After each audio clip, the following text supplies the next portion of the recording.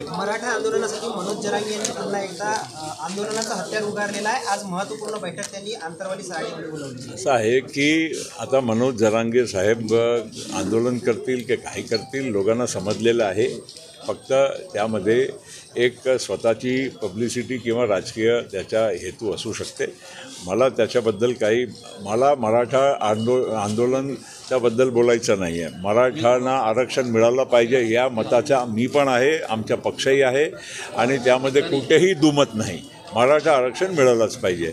आता आंदोलन करून मिळतील असंच समजून जर गृहीत धरून चालत असेल तर हे चुकीचं आहे, कारण सर्व पक्षांनी आमच्या महाराष्ट्राच्या विधानसभेमध्ये हा म्हणजे ऑलरेडी निर्णय केलेला आहे की आम्हाला मराठा समुदायाला आरक्षण द्यायचं आहे। मग त्या विषयामध्ये कुठेही वाद नसताना ते आता आपण त्याचा कायदाही केलेला आहे। आता ते कोर्ट वोटचा जो विषय आहे ते जेव्हा त्याचा काही असेल तर विषय तेव्हा आपण चर्चा करू। आज जर विषय नसताना आपण चर्चा करणं आणि आंदोलन करणं हे मला योग्य वाटत नाही।